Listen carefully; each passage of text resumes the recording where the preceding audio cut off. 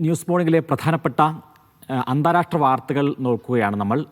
ഇറാനിൽ പ്രക്ഷോഭം ശക്തമാകുന്നു എന്നുള്ളത് തന്നെയാണ് ഏറ്റവും പ്രധാനപ്പെട്ട വാർത്ത.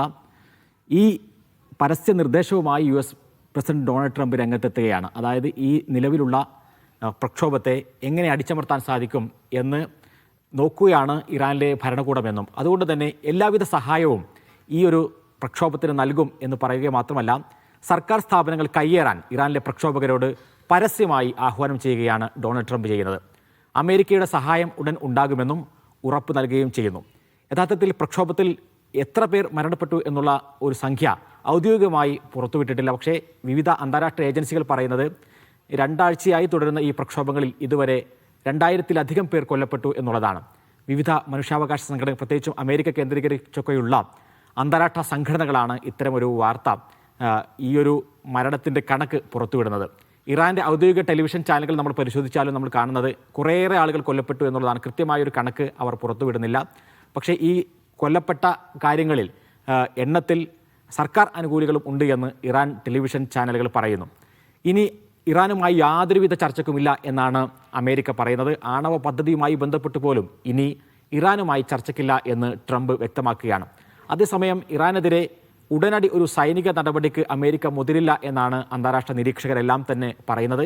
ഇറാനും ആ തരത്തിൽ തന്നെയാണ് ഇപ്പോൾ പ്രതീക്ഷിക്കുന്നത് എന്ന് നമ്മൾ മനസ്സിലാക്കണം. കാരണം ഇസ്രായേൽ പറയുന്നത് പെട്ടെന്നുള്ള ഒരു നടപടി വേണ്ട, കുറച്ചുകൂടി ആളുകളുടെ ഒരു പ്രതിഷേധം കനക്കട്ടെ, അതിനുശേഷം സൈനിക നടപടികൾ മതി എന്ന് ഇസ്രായേലും അമേരിക്കയെ അറിയിച്ചു എന്നാണ് നമ്മൾ മനസ്സിലാക്കുന്നത്. സൈനികേതരമായിട്ടുള്ള മറ്റു നടപടികൾ സ്വീകരിക്കുക, അങ്ങനെ ഇറാനെ പരമാവധി സമ്മർദ്ദത്തിലാക്കുക, ഈ സർക്കാരിന് അനങ്ങാൻ കഴിയാത്ത രൂപത്തിലേക്ക് മാറ്റുക, ഇതാണിപ്പോൾ അമേരിക്കയുടെ പ്ലാൻ എന്നാണ് നമ്മൾ മനസ്സിലാക്കുന്നത്. ഇതിൻ്റെ ഭാഗമായിട്ടാണ് ഇറാനുമായി വ്യാപാരം നടത്തുന്ന രാജ്യങ്ങൾക്കുമേൽ അധിക തീരുവ ഏർപ്പെടുത്തിക്കൊണ്ട് 25% തീരുവ ഡൊണാൾഡ് ട്രംപ് പ്രഖ്യാപിച്ചിരിക്കുന്നത്.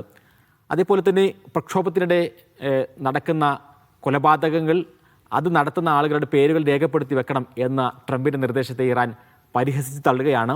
ഇറാനിലെ യഥാർത്ഥ കൊലയാളികൾ യഥാർത്ഥത്തിൽ ട്രംപും നെതന്യാഹുവുമാണ്, അവരുടെ പേരുകൾ വേണമെങ്കിൽ ഞങ്ങൾ രേഖപ്പെടുത്തി വെക്കാം എന്ന് ഇറാൻ്റെ ദേശീയ സുരക്ഷാ സമിതി സെക്രട്ടറി അലി ലാരിജാനി തിരിച്ചടിക്കുന്നു.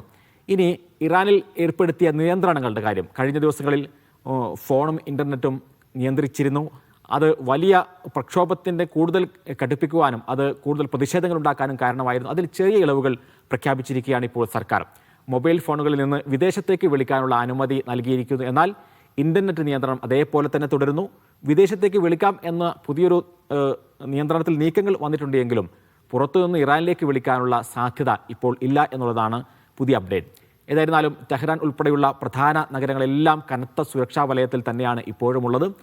ഈ ഒരു സംഘർഷം ലഘൂകരിക്കാൻ വേണ്ടിയുള്ള ഒരു ഇടപെടൽ കൂടി മറ്റു രാജ്യങ്ങൾ നടത്തുന്നുണ്ട്. പ്രത്യേകിച്ചും ഒമാൻ്റെയും ഖത്തറിൻ്റെയും ഒക്കെ നേതൃത്വത്തിലാണ് ഒരു സമാധാന നീക്കങ്ങൾ നടത്തുന്നത്. അത് എത്രത്തോളം ഫലം കാണും എന്ന് നമുക്ക് നോക്കിയിരിക്കാം.